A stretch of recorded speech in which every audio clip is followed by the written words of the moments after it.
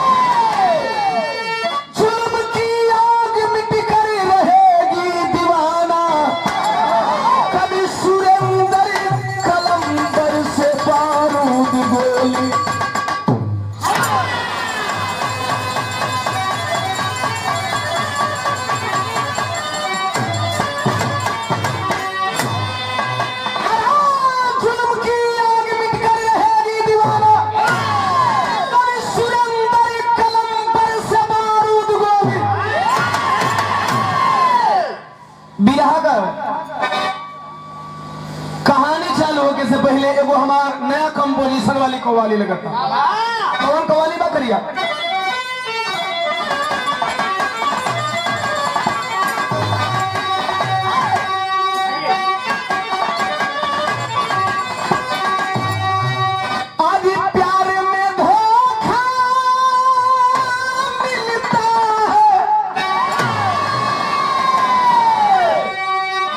प्यार करने वालों प्यार मत करना। मैं बार बार यही कहता हूँ, न यकीन हो तो कोई जीतन से पूछे। आओ हारमोनियम से पूछ रहे हैं, करिया बहुत गलत मतलब नाम निकाले, हारमोनियम से पूछना है। आओ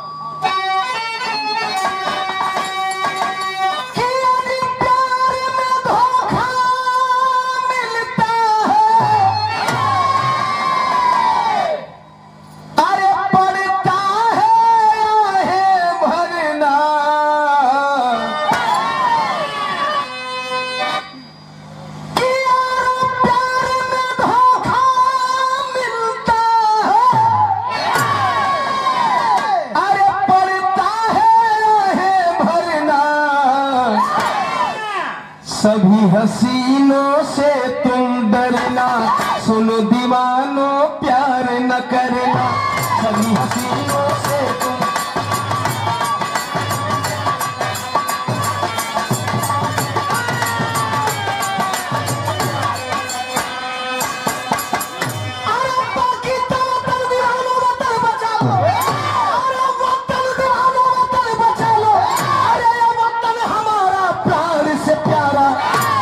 कला भी गूंजे नारा,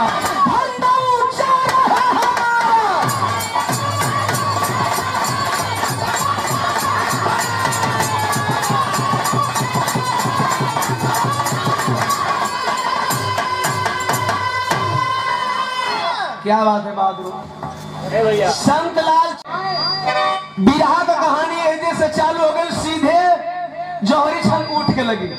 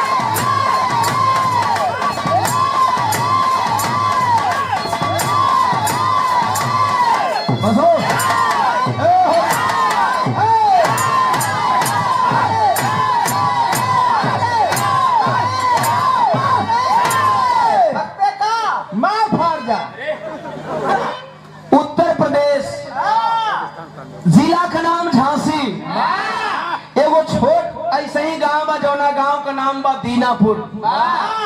दीनापुर गांव का रहे वाला विधवा माई का एक लौता बेटा जौना का नाम बा दिलावर सिंह। सिंह माने एक देशभक्त का विरहा बा दिलावर सिंह। टाइटिल पे नहीं जाइएगा, देशभक्त के ऊपर जाइएगा। बुढ़िया माई इकलौता बेटवा। वही झांसी में नया कैप्टन बनकर के आया, कैप्टन अंग्रेज टेलर। कुछ अंग्रेज बहुत भले थे, कुछ अंग्रेज बहुत बुरे थे। यह बुरे अंग्रेजों में से एक था। रात को सोता था तो भारत की एक जवान बेटी बहन चाहिए उसके बेड पे। वो इंग्लैंड से तो लाता नहीं था। हमारी आपकी बहन बेटियों को हमारे ही आपके लोगों के बीच से पैसा दे करके उठवाता था और रात भर सोता था। सुबह दूध में पड़ी मक्खी की तरह निकाल करके फेंक देता था।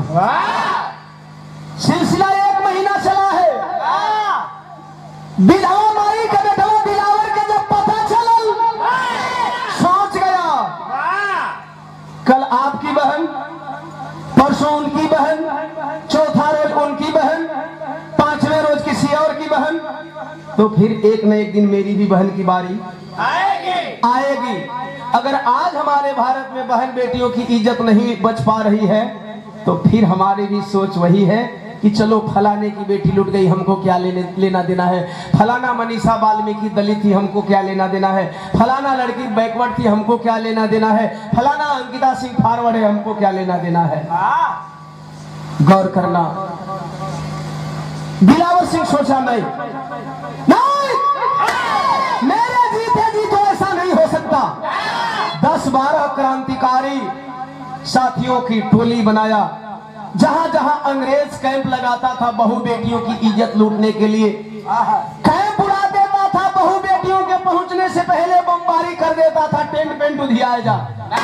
अंग्रेज आता था, खाली हाथ लौट जाता था। 1 महीना सिलसिला और गुजरा है। चर्चा का विषय बन गया, बाहर विधवा माई का बेटवा दिलावर, बाहर विधवा माई का बेटवा दिलावर। एक दिन रास्ता में घूमत जात बा दूसरे टोला का शिवा तिवारी। शिवा तिवारी का एक ही बिटिया है सोना तिवारी।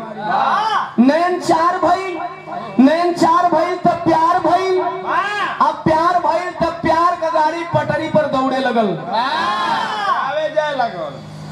तो से पूछले क्या करे लगा, बता देनी है कि एक दिन दिलावर सोच गए नहीं कितने दिनों तक मैं कैंप उड़ाऊंगा, क्यों नहीं अंग्रेज को खत्म कर दूं। मीटिंग किया है साथियों के साथ, 2 दिन की प्राइवेट मीटिंग पे दूसरी जगह जा रहा है कि अब अंग्रेज को हम लोग मार देंगे। सोचला सुहा जाए से पहले अपना प्रेमिकवा से तनी बता दे कि जाते बढ़िया काम करे। सोना तिवारी के घर पहुंचा है। सोना से कहला से सोना जा तनी 2 दिन का प्राइवेट मीटिंग पे, और जब मीटिंग खत्म हुई तो अंग्रेजवा के मार दे। कहला आए हो राम जी, अंग्रेज के मरवत तो के काला पानी हो जाए, नहीं तो फांसी हो जाए, नहीं तो गोली से तो हर सीना छेदा जाए। एकर मतलब तू हमसे प्यार ना करेला। दिलावर कहला सरे पगली के कह दल के हम तोरा ले प्यार ना करीला। अरे तोरा ले कारे हम 3 गोले प्यार करीला। 3 गोले? अरे कलश कैसे कैसे? कलश एगो मातृभूमि से, एगो माई से, तीसर की तू है। कलश हो तब तब हम पहल किए है जगह से तू 2 औरी रख ले हो कहे नाही रे पगली।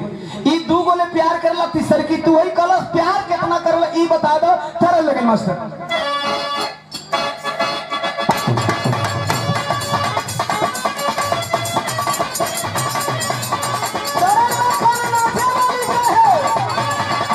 में आई बनी सोचब नजरी।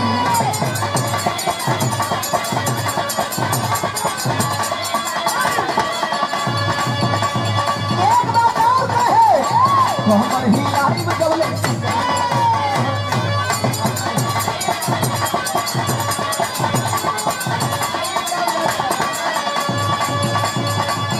नाचे वाला बहुत खोटी मीठी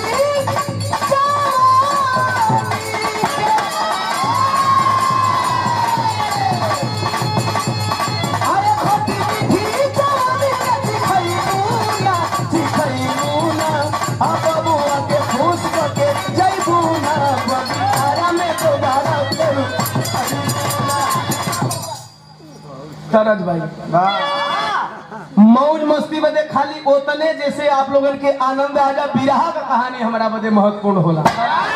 दिलावर कहे माने दिलावर सोना के सनम हो,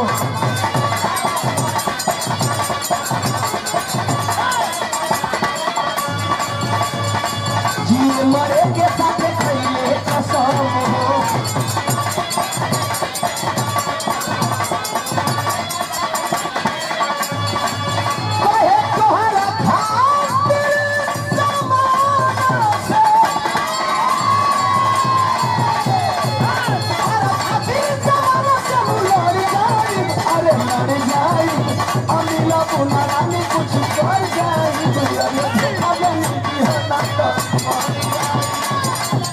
बस मिलेगी सोना मैं मर जाऊंगा, धोखा मत देना, 2 दिन इंतजार करना। कलश आए हाय राजा तो हमरो एगो बतिया सुन लो। उस सोना तिवारी कहे अरे तू ही हमारी जान बारो, तू हई परान बारो। अरे देखा मोरिया ईमान बारो।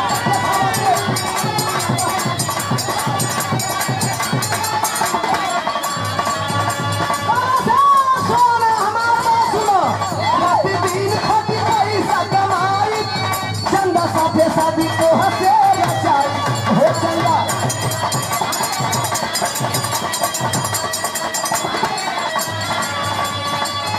अरे कौनो साल साल पूछी हो, कौनो साल साल पूछी हो कि डर जाई, अरे डर जाई अंगिला बुला लाली कुछ कर जाई, अरे धोखा देनी दिया तो मर जाई।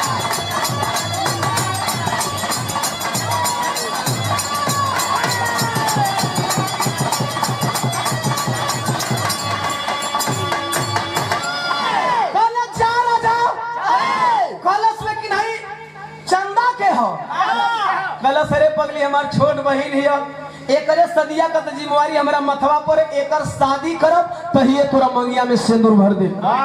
कलश जा राजा चला है दिलावर, लेकिन दिलावर गया उधर ये हरिया शिवा तिवारी का बाप, सॉरी सोना तिवारी का बाप शिवा तिवारी।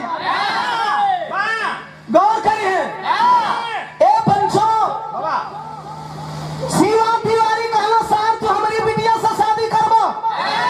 पहुंचा झांसी, अंग्रेज कैप्टन टेलर के पास बोला ये साहब अरे 1 महीना ले तू जैसे एको लड़की का इज्जत नहीं लुटला ना, अब चिंता छोड़ दो। हमारा गौवा का दिलावर है जवन तोहर कैंपवा उड़ावेला, विधवा माई ही घरवा में, ओकरे घरवा में एगो खूबसूरत जवान ओकर बहिन बा। ए साहब ओके उठा ला, ओकर इज्जतिया लूट ला, एकरी बात उ बेइज्जती के मारे मर जाई, बेइज्जती के मारे मर जाई। आए हाय अंग्रेज 5 साथियों को भेजा है। 5 साथी जब दिलावर के घर आए हैं, दिलावर के घर में बूढ़ी माँ और उसकी जवान बहन चंदा है कि ये क्या तरज बदल गई। हारमोनियम एकदम डाउन बोला था तरज बा, हम तुमसे जुदा होके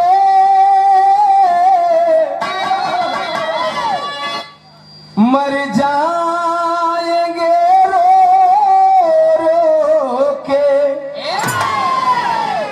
लेकिन ए बाबू अंग्रेजवा आएगा कैलन का बबुआ के अरे पता पूछे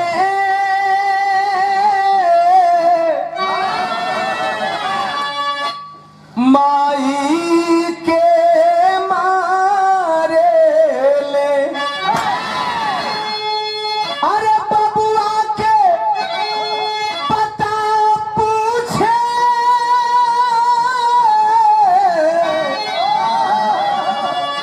माई के मारे ले, जब पता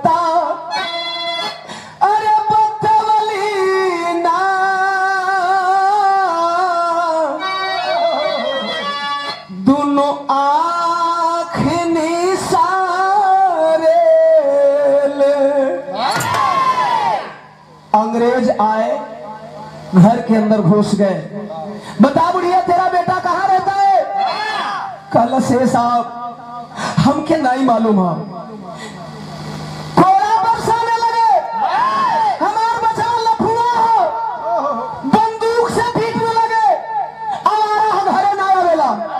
गुस्सा में ला लेकर अंग्रेज किया क्या, निकाल लिया दोनों आंख, निकाला बगल से चाकू और निकाल लिया दोनों आंख। जब दोनों अखियां निकलस, माई का सब्र का बांध टूट गई। कैलस का अरे जब चीख पड़ी ममता रोवती रही चकिया।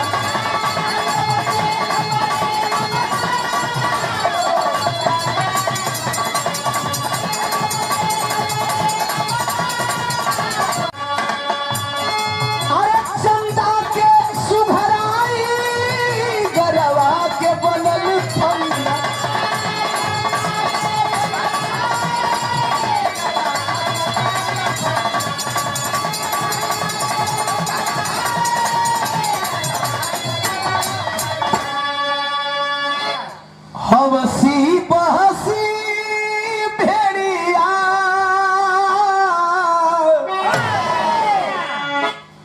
मिल कपड़ा फारे ले। 100 रुपया स्वर्गीय पिताजी के बड़े सुपुत्र बड़े भैया के द्वारा आपके द्वारा प्रदान किया गया। सादर जय भीम नमो बुधाय। पकड़ ले माई के अखियां निकलन आए है। जवन संदा अपने को छुपा करके बैठी थी, रोती हुई आई, भैया हो ए बाबू हमरा माई के काहे मारा तरा का हमर माई कसूर कैले बा। तब तक से पकड़ लिया एक अंग्रेजी सिपाही और गुस्सा में लाल एक ठौरा पकड़ के हई सूटवा फाड़ देला सर, एक ठौरा पकड़ के नीचवा से सलौरवा फाड़। आज भी हमार बहन बेटियां ऐसा ही लुटाते हैं। गौर करना, फाड़ लिया कपड़ा। आज नग्न अवस्था में हमारे भारत की वो बहन खड़ी है, हाथ जोड़ के माफी मांगती है, बाबू वो कवन कसूर के लिए तू लोग कपड़वा फाड़त हुआ। आया जब इतनी बात सुनी है, वो अंधी माँ चुकी आंख तो फूट गई हो कि लौकत नहीं कि मेरे बिटिया संगे का होता। पैरवा पकड़ से भैया ए बाबू हमरा का गोली मार लो, हमार जनवा ले लो, लेकिन हमारा बचिया के साथ कुछ मत करा, हमार जान ले लो ना, हमार लड़का ना। लेकिन नहीं, एक अंग्रेज सिपाही बोला नहीं रे, इस लड़की का इज्जत मत लूटना, ये लड़की साहब का शिकार है। लेकर के उस लड़की को जवान चंदा को दरवाजे से बाहर होते हैं। ऐ बुढ़िया तूने अपने बेटे को दूध पिलाया है ना? अगर वाकई तूने अपने बेटे को अपने स्तन का दूध पिलाया है, कहाँ देना अपने से सबूत से। कैप्टन टेलर के 5 सिपाही और तेरी बहन को उठा कर लेकर चले गए। वाकई अगर तेरा बेटा शेर है ना, आकर के अपनी बहन की आबरू बचा लेगा झांसी से। इतना कह के निकल गए। माँ रोती रह गई, बिलत रह गई। ए बच्चे, ए बेटा, बस बस बस हो गई हो गई। गौर करना, कहाँ कर बोलो नहीं कहाँ हो सन, कबो कबो डिस्टर्ब हो जाए, ध्यान देंगे। आज लेकर के अंग्रेज चले गए। 2 दिन की मीटिंग खत्म करके दिलावर घर पे आया है। घरवा का बहरवे से समझ गई घरवा में घटना हो गई। जब माँ के पास पहुंचा है, माई एगो कोना में वही तरह खुनवा से चेहरवा सुखा के करिया भइलबा। कलश माँ ये हाल किसने किया रे? कलश मत पूछ बेटा, तेरे जाने के कुछ घंटे बाद 5 अंग्रेजी सिपाही आए थे, हमें मारे, तुम्हारा पता पूछ रहे थे, मैं नहीं बताई।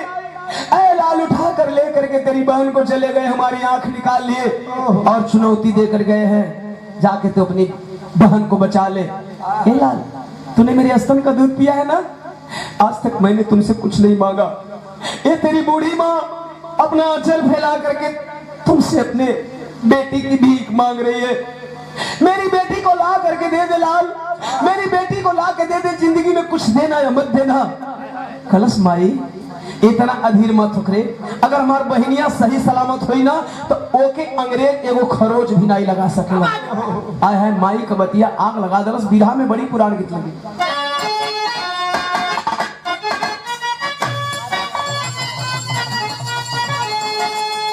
भैया के बड़ी भाभी जी आपके द्वारा और स्वर्गीय पिताजी की पतो है आप, 200 रुपया चरणों में प्रणाम उपस्थित जनसमूह के कोट कोट समूह। तरज कौन बा?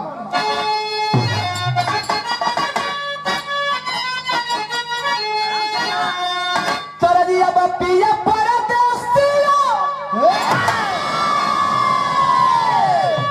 अरे नभावा गानावा अरे बिरही बनल बासे जाई अरे मोरी उड़ी उड़ी जाले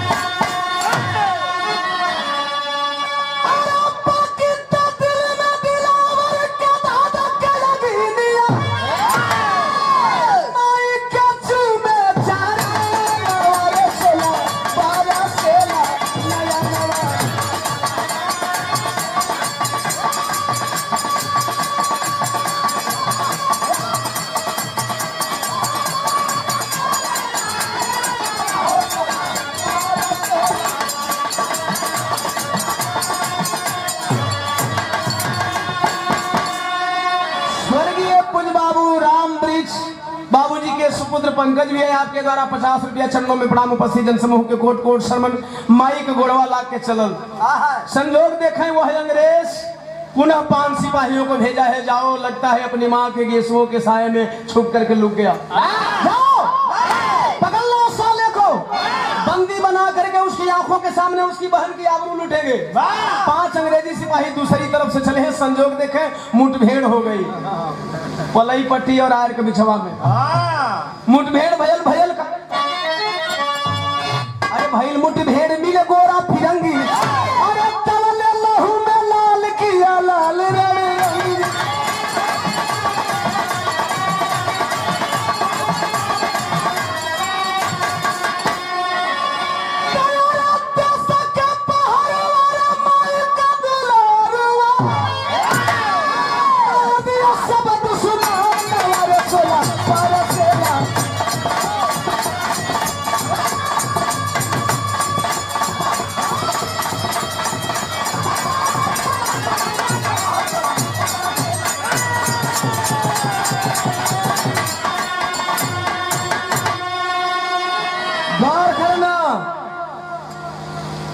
मरलस 5 जना तर सिनेमा छेद देलस। अब 5 जना के गोली मरला के बाद गुस्सा में लाल उठाया है पैर छतिया पर पैर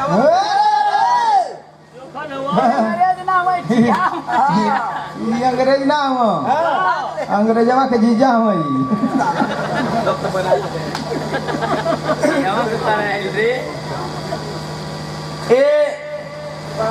स्वर्गीय बाबूजी के तमाम रामशीष भी है आपके द्वारा 250 रुपया सुंदर पुष्पहार सादर जय भीम नमो बुधाय उपस्थित जनसमूह के कोट कोट समन आशीर्वाद में शांति स्नेह दुलार का कामना मरलो सिनेमा पर चढ़ते आगे निकलल। जब आगे निकलल तो पहुंचल का तरन लगे मास्टर साहब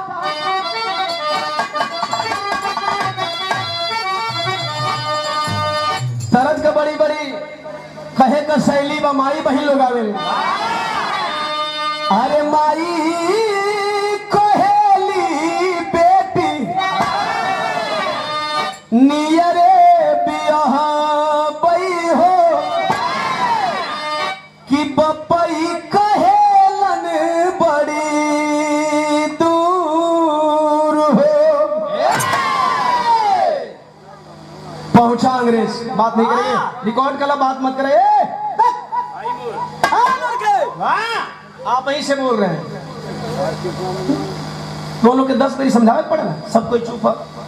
अगर बतियाएगा फोन लिखे ना फोन आ लो तो चल जा चरी ओरी में अबे वहां से कोई तोहरो काम बन जाए हमरो बन जाए। गौर करिए वह लड़की असहाय खड़ी है अंग्रेज चला है जवन कपड़वा बचल हो के उतारल चाहता अर्धनग्न अवस्था में इससे ज्यादा मैं बता नहीं सकता। आप लोग समझ सकते हैं कि किस किस वस्त्र में वो लड़की खड़ी है वो अभी उतारना चाहता है। जे वही हथवा मरलस धैलल से साहब एगो बात सुन ले एकरा बात तोहर जवन मन के कौन उतारी है का कहती है कि रोई रोई चंदा बोली टेलर के समहनावा हो अरे कर जानी हम के उघार हो काहे लुटते बाड़ा ए साहब हमारी इज्जतिया हो आहो महान गरीबवन के इहे बाटे थतिया हो साहब भैया के बदला सुकई बना जवना माई के पेटवा से हमर भैया पैदा भइल बना वही माई के तन से हम जन्म ले ले बनी हो साहब हम जाना तनी हमर भैया दोषी बा तू लोग कहे बुढ़ा ले बा भैया का बदला हमसे सुकई बना साहब ए साहब चलो चुका लो अरे भाई के बदला यदि हमसे सुकई बता भाई के बदला यदि हमसे सुकई बता हमरा के बोली से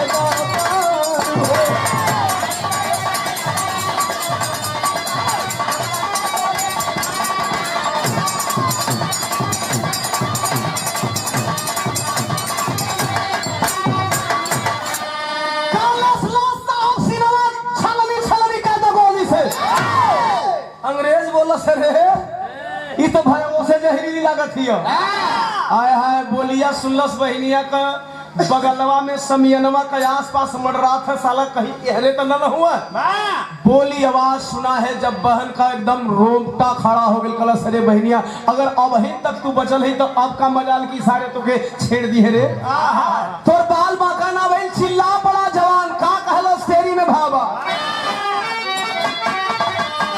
कहला सरे गोली से भले ही सीना छेद होई अरे गोली से भले ही सीना छेद होई अगर कोई आंख देखैबू उठा ले तोहर डोरी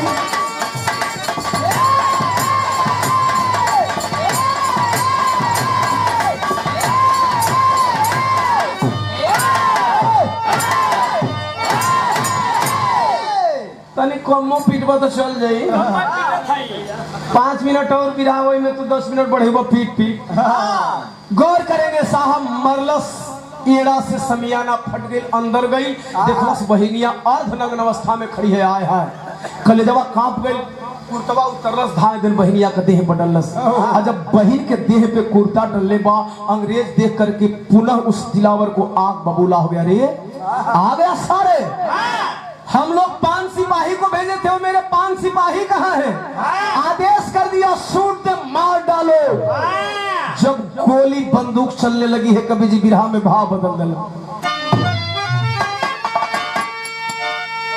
उनको बचा लिया अंग्रेज ऐलान कर दिया गोली चलाने की मार डालो ब्लडी फुल इंडियन को भून डालो जब दोनों तरफ से गोली चलने लगी बिरहा में हमरा जन्म से पहले का गीत लग गई का नाम बा दादा हाँ हो इके तो के दादा का उतरता ना इके तो मामा नाम बोल के कर भैया का बोली सम्मानीय कृष्णा यादव जी कोचस रोहतास से हम बोली कि हमारे पहले वाले जिला के अब 2 जिला भइल बा रोहतास से कैमूर हो गई 1000 रुपया दे करके सम्मान किए चरणों में प्रणाम उपस्थित जनसमूह के कोट कोट सबना आशीर्वाद में शांति स्नेह दुलार का मांग बा बहुत बहुत सब प्रणाम लगी तेरा मास्टर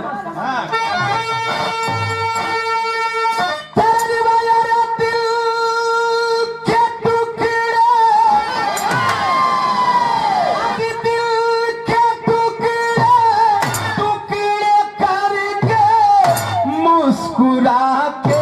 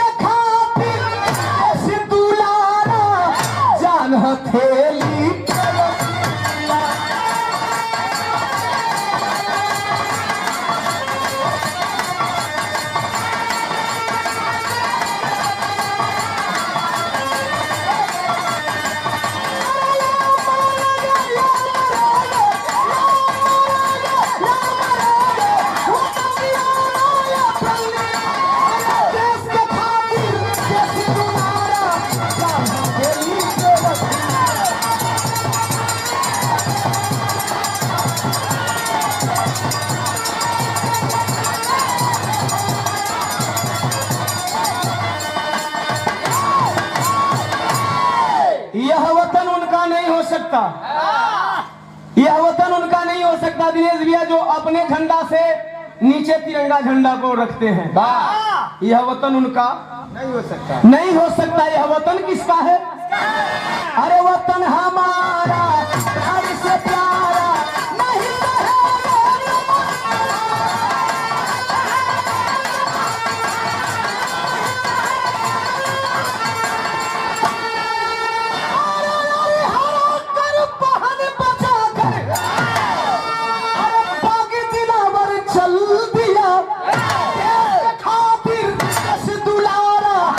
हथेली पे रखिया।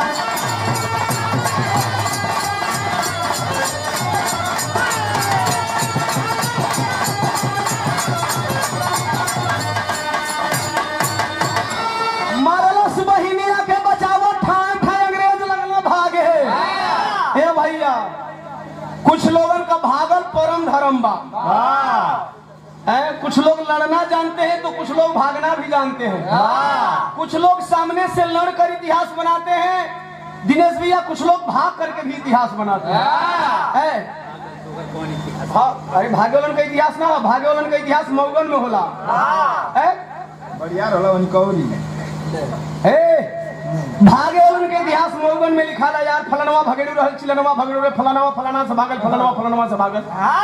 गौर करेंगे, मार करके भगा दिया। उसी भागने में कैप्टन टेलर का भी नाम आता है। कैप्टन टेलर अपनी जान बचा करके भाग निकला। खैर, जब उधर अंग्रेज भाग रहे, इधर अपनी बहन को बचा करके निकला है घर की तरफ। जब अंग्रेज भाग गए तो बहन को लेकर के घर की तरफ निकला है। गौवा का करीबवा आई, करीब 500 मीटर दूर, तो देखलस कि गौवा से 12 गो बूढ़ कन्हिया पर एगो अर्थी लेके रोवत आवत हो। करीब पहुंचा है, 12 बूढ़ रो रहे थे। उस बच्चे को देख करके हाथ जोड़ लिया, बाबू हो के करी माई कलाश बा, के करी भाई कलाश बा, के कर भौजाई कलाश बा। अरे रोवत काहे बारा? कौनो चच्चा बता द के कर लाश बा। हमारा गांव में कबो ऐसा ना भइल कि कोई लाश के अंतिम दाह संस्कार करे खातिर खाली बूढ़ निकलन। अरे जवान लइका लइकी मर्द मेहरारू सब निकलेला। आज तू लोग खाली के करी माई कलाश लेके आवत रहा। एक चच्चा को रोक लिया, पकड़ लिया, रुका, कुछ बता के तब आगे बढ़ा। नाराज हो तो हमसे, कौन गलती कर दिल बानी हो? कुछ बोलत काहे नहीं कर चच्चा के कर माई कलाश बाबू, चलो शमशान घाट तक। खला से बेटा, हम काहे नाराज हो रे? हम नहीं नाराज तो से, तोरा से तोर माई नाराज हो गई बा, बड़ी दूर जात बा। अर्थिया पर कोई और नहीं बा, अर्थिया पर तोर माई बा। लेट कर दे मेरे, तोर माई नाराज बा, गुस्सा में बा, अब तो से बात ना करी। समझते देर नहीं लगी, कंधे पे अर्थी रखा है, रोता हुआ चला है शमशान की घाट की तरफ। माई कोनो बात का दुख नहीं है रे, बस सिर्फ एक बार पिठिया पर हाथ रख के कह देती कि ए बेटा, वाकई तू हमार छाती का दूध पी ले हुए रे, हमार जन्मवा सफल हो गई माई। लेकिन चला शमशान घाट की तरफ पहुंचा है। सारा क्रियाक्रम करने के बाद जो ही चिता में आग लगाने की तैयारी चली है, आग लेकर के चिता की तरफ बढ़ता है। चंदा बहन चीख पड़ी, भैया भाग, भैया भाग, भैया भाग। दिलावर बोला, क्यों बहन? क्या मैं मां के चिता में आग लगाने लायक बेटा नहीं? क्या मैं तेरा भाई नहीं? खलस नहीं रे, तोरा जैसन बेटवा तो हर माई का गोद में पैदा होगा, तोरा जैसन भाई हर बहन के मिलन, फिर क्यों भगाना चाह रही हो? खलस भैया, तुम्हारी सुरक्षा में तुम्हें भगाना चाह रहे हो। देखो पीछे अंग्रेज आ रहे हैं धूल उड़ाते हुए, और कहीं ना कहीं तुम्हें खोजते आ रहे हैं। भैया आज बच जा, आज बच जाओगे तो ऐसा माई को कई गो चिता में आग लगाने से बच जाइए। भैया भाग। खलस मैं तो भाग जाऊंगा, लेकिन फिर माई का संस्कार के करी। एक बात बोली है बहनिया, बिरहा का आखिरी तरल में भाई लगाओ, थोड़ा और बढ़ के देख ले, चल थोड़ा और बढ़ दो।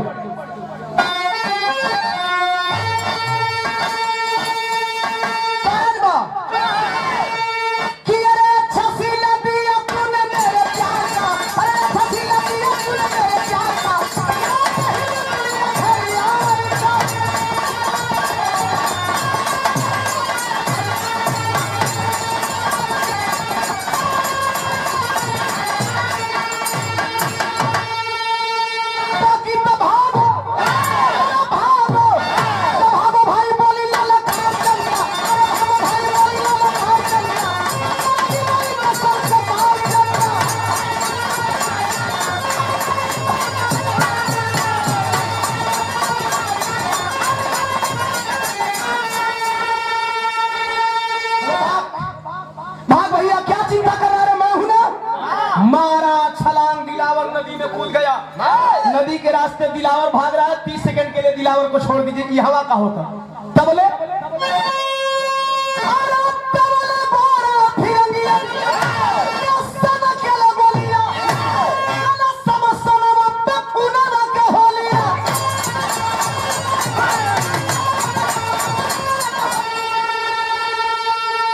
घेर लिए शमशान घाट को अंग्रेज।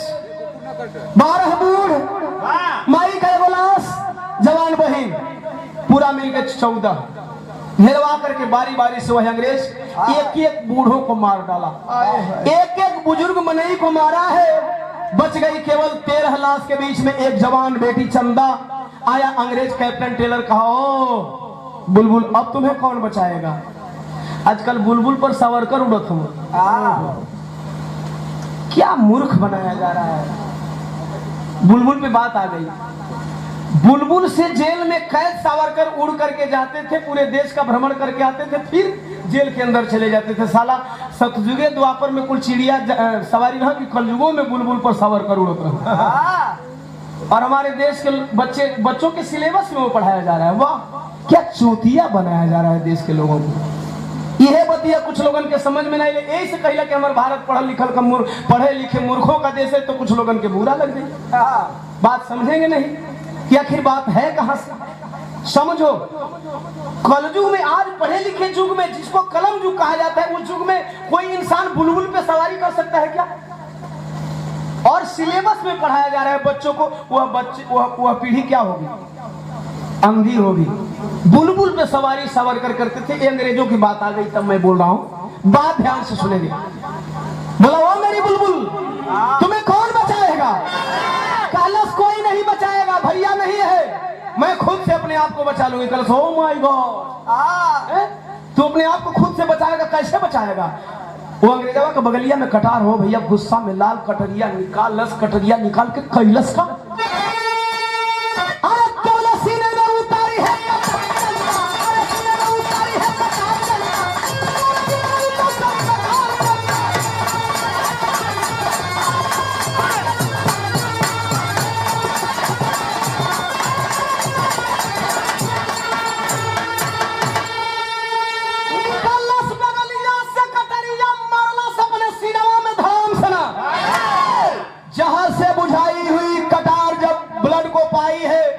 जहरिया पूरा शरीरिया में भीन गई हो बाबू, दम तोड़ देती है। रुको, दम तोड़ देती है। जब वह बिटिया दम तोड़ दी, रेखा सॉरी चंदा जब दम तोड़ दी, चंदा इस दुनिया से चली गई। अंग्रेज बोला ओ माय गॉड, ये लड़की तो अपने से अपने आप को मार लेता है। गजब हिंदी बोले, कहाँ जाता है, कहाँ खाता है, कहाँ सोता है, खाली हाय हाय, खाली हाय हाय हाय। हिंदी बोलने इनको नहीं आई। ये हमारे भारत का राशन जियान करके चले गए, लेकिन हिंदी नहीं बोल पाए। खैर, बिटिया मर गई। अब लेकर के चलना चाहता हूँ दिलावर के पास। दिलावर कहाँ गए हैं, आधा लगन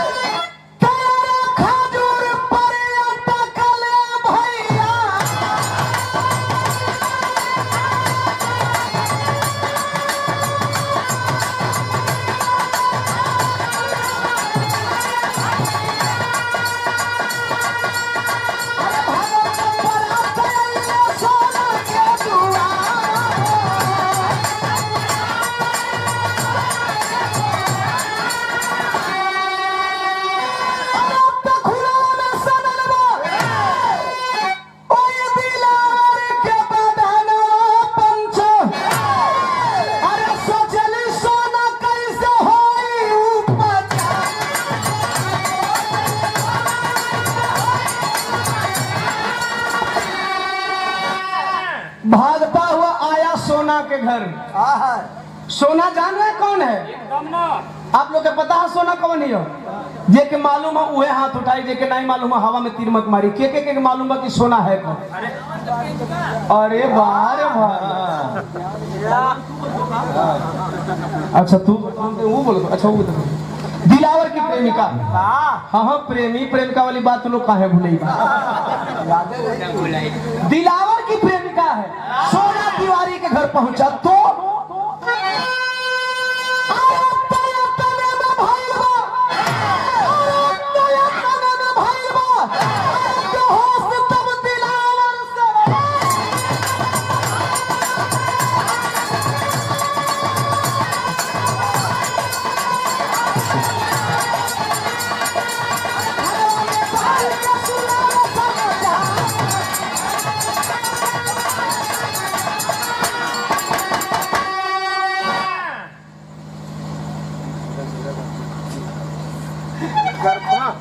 महेंद्र सम्मानीय महेंद्र मौर्य जी गर्थवा चौराहा से और कुछ बोले थे बस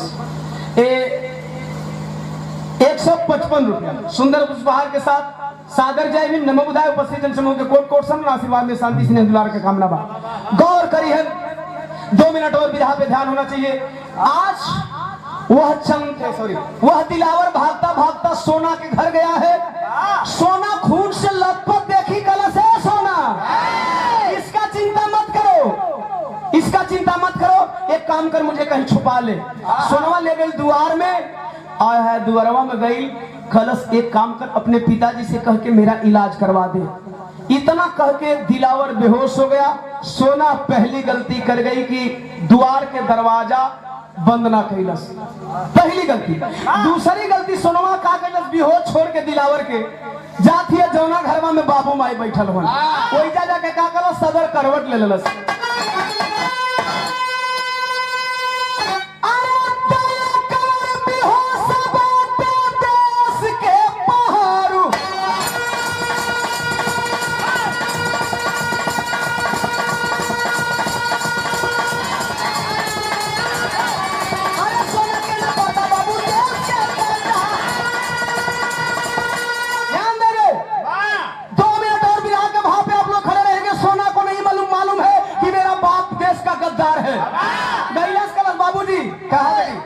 दिलावर आई है। दिलावर कौन?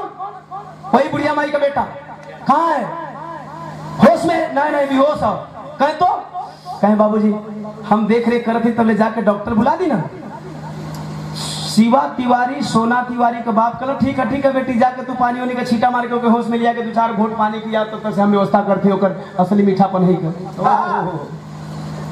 सोना गई है, इतना बात कह के निकली। जब इन दुआरिया तक लिया तो बाबू का एगो बात सुनलस। शिवा तिवारी अपने दुल्हन से कहा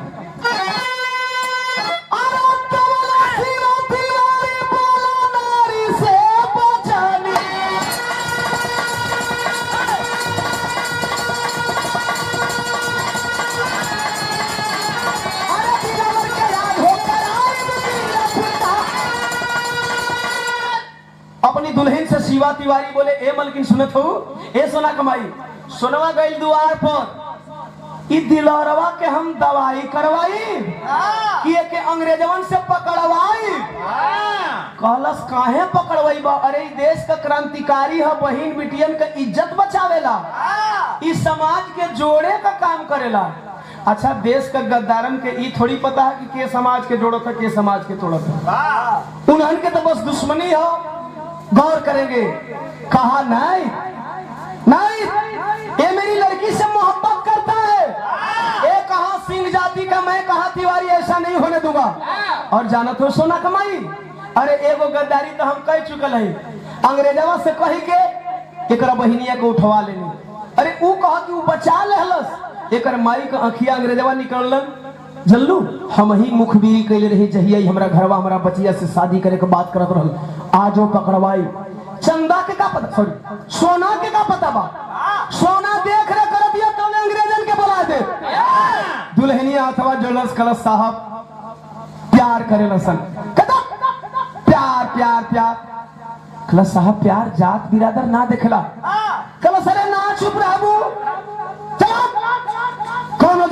प्यार कर जानत ही ये करले बढ़िया लड़का खोज के बियाह करब अंग्रेजवा 25,000 रुपया इनाम भी दिया सन हमके पकड़ौला कर। यही है गड़बड़ डीएनए वाले लोग, इनके डीएनए में ही गड़बड़ी है। गौर करेंगे, दुल्हन मना कर दिया, पति नहीं मान रहा है, चलल है मनावत हिया, सुनवा कमाई का कहती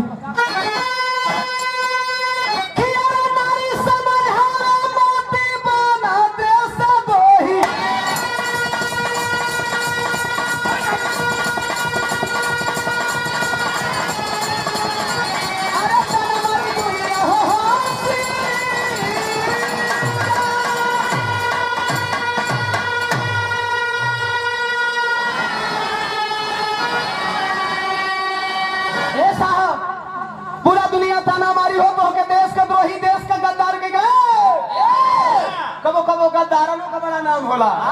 हमें गद्दारी करने ही मजा है, गद्दारी करने में ही मजा है।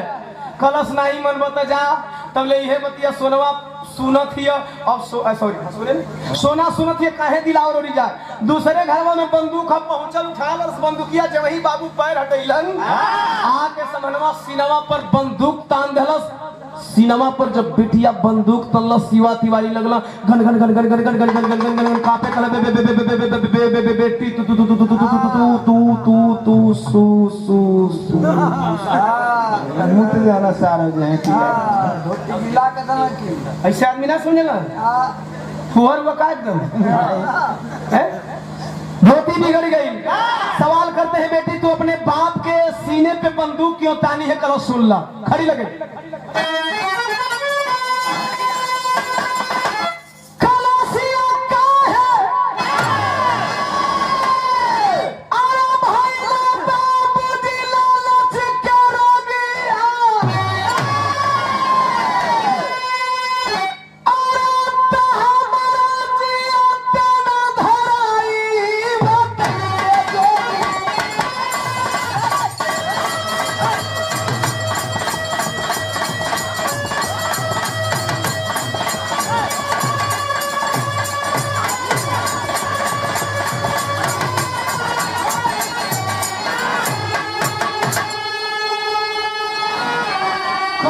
भले आज हमारा हाथ है विधवा बनी माई हो गोलियां चलाई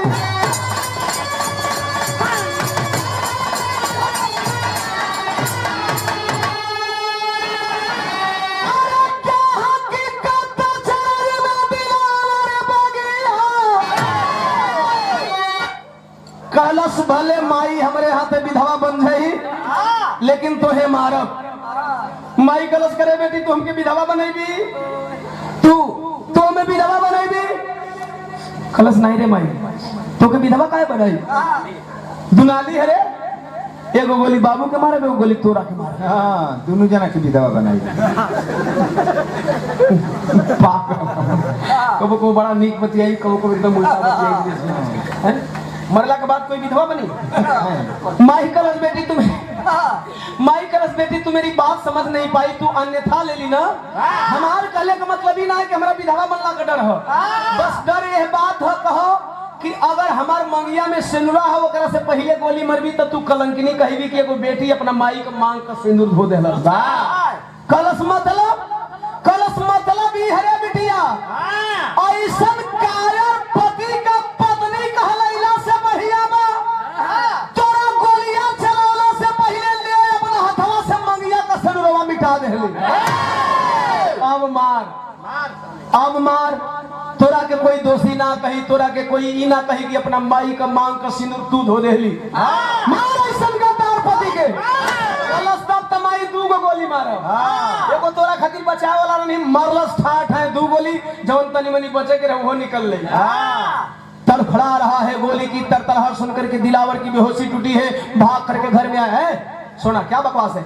अपने बाप को गोली मारी है बंदूक लेकर के खड़ी हो।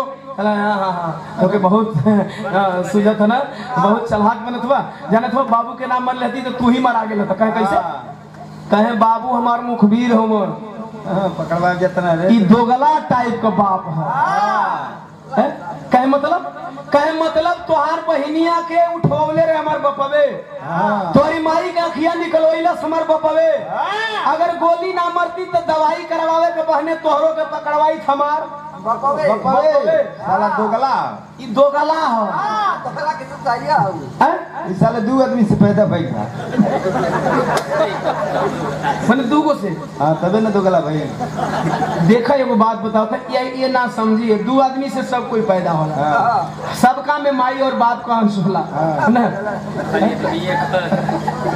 खाली आदमी कहो वो आदमी का खाली नहीं। दोगला ये बदना ये का डीएनए गड़बड़ है, ए से दोगला है, ई गड़बड़ डीएनए वाला है।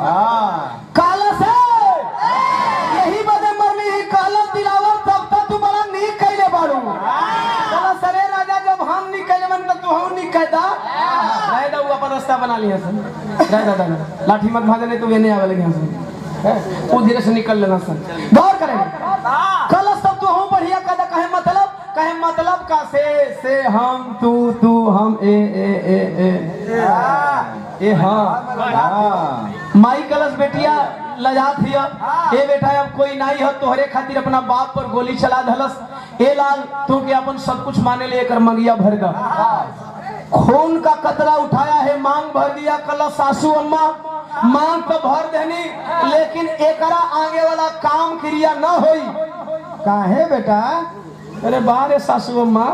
अरे तो कोइया कहलस दिलावर नहीं अच्छा मैंने दिलावर का सास कहली तो तोहके कुल बात पर बोलल जरूरी बा, हम कहीं कि हमार सास बोलत है, ऐसे मत बोल लिया। दिलावर गौर करेंगे सारी बात बताया, माई हमार दुश्मन जिंदाबाद, धर्म का मतारी हो ना जो दुश्मन के मारो नहीं, हमार बहन कहीं वही जे पड़ल हुई, हमार माई पड़ल हुई, 12 गो बूढ़ पड़ल हुई शमशानमा घटवा पे, संस्कार तब्बे करब जब ले वो अंग्रेज के मार ना ले।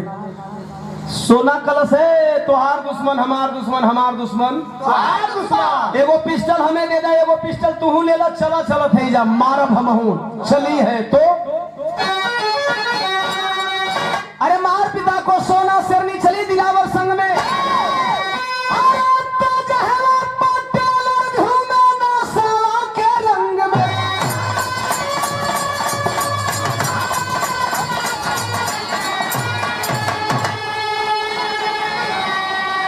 मार के चलल अंग्रेज नशा में धुत है, नशा में एकदम बूथ बाए पंचो पहुंचे दोनों पति पत्नी, रोम भिस्की मार के सारे एकदम फूल जैसे शाम का हमार भाई फूल सुन रम बिस्किट से मार के और नशा में करा है सिपाहियों सिपाहियों, एक बोतल और दारू पिलाओ। लो पेलो मार दे भाई महुआ ले, देसी वाला है महुआ। नशा नहीं करता साथियों, एक्ट कर लेता हूँ, माफी चाहता हूँ। एक गाना मैंने गाया था बनावत नहीं खैनी, आप लोगों ने बहुत प्यार दुलार दिया। एक्ट कर लेता हूँ, नशा नहीं करता। अपने इस बहुजन समाज अर्थात SC ST OBC माइनॉरिटी समाज से ओम प्रकाश दीवाना निवेदन करता है, यदि आप नशा करते हो छोड़ दो दारू शराब, केवल पान का खर्चा है आप जोड़ लो। अगर एक दिन में 6 पान खाते हो तो 6 पाँचे 30, शायद 5 रुपया का नॉर्मल पान मिलता है, 6 पाँचे 30 महीने का 900 रुपया होगा। अगर आप पान का पैसा बचा लेते हो मेरे बहुजन समाज के लोगों, आप अपने बच्चे को एक कॉन्वेंट विद्यालय में पढ़ा लोगे, उस दिन वह बच्चा या तो इंजीनियर या तो डॉक्टर या तो बाबा साहब जैसा विद्वान बनेगा। मत करना नशा, नशा नाश करता है। मैं केवल कहता नहीं, मन से कहता नहीं। अगर किसी को शक हो कि गवैया ही पियत हो दूसरा की शिक्षा देता 2 4 10 दिन नहीं 20 दिन 1 आध महीना आप लोग मेरे साथ घूम लीजिए। माफी चाहता हूँ, नशा नहीं करिए। नशा से मेरा और आपका परिवार बर्बाद हो रहा है। बचा करके आप अपने बच्चों को पढ़ाएं। नशा पीने वाले को कुछ सूझता नहीं है। अंग्रेज रम मारा है, विस्की मारा है, फिर से लोग बताते हैं कि जिनको नशा चढ़ती है तो उनको और नशा चाहिए, जिनको नशा चढ़ती है और नशा चाहिए। जैसे जैसे नशा चढ़ी तो वो अब एकदम एकदम हिलत था, उसको पता भी नहीं रहा सुबह तो और कहीं का सुनो दारू लाओ समझ जाओ। अभी दिए थे तो पिए नहीं। नशे में दूध है डबले दोनों सिपाही उसके जितने सिपाही हैं वो लोग भी अपना झूम रहे हैं, उनको पता नहीं कि साहब क्या बोल रहे हैं। हाँ। ये दोनों पति पत्नी पहुंच गए, साहब क्या चाहिए क्या करने से हाँ दो जाने वाले हैं ना। अगर रम खत्म हो गया हाँ एक बोतल विस्की दो खिलाओ मुंह में डायरेक्ट। हाँ दोनों पति पत्नी एगो पिस्टल हेने कान तर सटावल है, एगो हेने कान तर सटावत था। कागज से एक बोतल दारू मैंने पिया, दारू भी चटका है। हाँ वो सुखा था। एक बोतल दारू मैंने पिया और नशा तुम लोग सही बोले बहादुर भाई भाई खाली मुस्कुराएंगे। नशा तुम लोग का चढ़ गया, साले तुम लोग को पता नहीं है दारू मुंह में फुलाई जाती है कान में नहीं। गान में नहीं। कान बोल रहा है भाई, जुबान लड़बड़ा रही है। दारू पीने वाले दिनेश भैया क्या बोल रहे हैं, और वैसे भी अंग्रेज है उसको हिंदी तो बोलने आ नहीं है। बोल रहा है कि वो दोनों पति पत्नी बोल रहे साहब आपको दारू चढ़ गई है, हम लोग दो बोतल का दोनों मुंह आपके कान में डालेगा। दारू का बोतल दो बोतल तुम लोगों ने हमें कान में डाल रखा है। कहला दिलावर तनी सोना बगल हट जाओ, बगल हट जाओ। हम का कान तर सटल है कि कुछ समझ में और आवत है ना। सोना जरा बगल हट जाओ, सोना को बगल करके कानवा से नीचे उतारो कलश। अब तू जहाँ कहत हो तहवे करत मारा तो काट दे। सरकार या कैलाश का अपनी पत्नी को बगल में किया है, नीचे उतारा है, न लिया ठेका दरस कैलाश।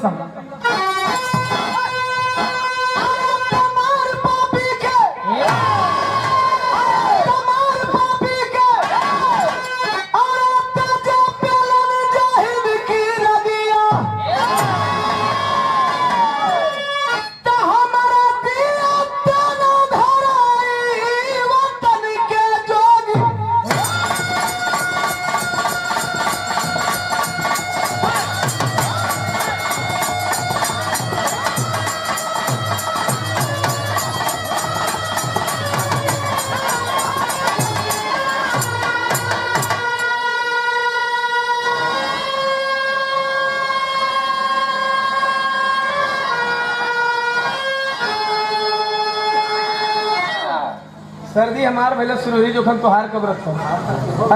तोहार जोखम भैया 3 गो आदमी में तू सांस ना ले पाओ तो हम अकेले सांस ले लेते। यह कुल सीखनी बुढ़ऊ गौर करेंगे। मारा तर तर तर तर गोली। अभी बाकी सिपाहियों का नशा उतरे तब तक से पति पत्नी भाग चले। भाग करके आए शमशान घाट पे, माँ का संस्कार किए, 12 बुजुर्गों का संस्कार किए, बहन का संस्कार किए। इसके बाद नशे में भाग सन के चीहे लगी कवन दिलावा रखे है लेकर के वह क्रांतिकारी सपूत अपनी बीबी को निकल चला है। गीत की आखिरी कड़ी। बुध छत्रपति साहू फूले पेरियार का देश, बुध छत्रपति साहू फूले पेरियार का देश, बाबा साहब ललई यादव दे के गए संदेश। अपने यादव समाज के भाइयों से कहना चाहूंगा, भगवान कन्हैया को जिस तरह पढ़ते हैं उस तरह एक बार पेरियार ललई सिंह यादव को भी पढ़ने का प्रयास करें। शायद कुछ राजनीतिक जीवन में चेंज आएगा, परिवर्तन आएगा। इसलिए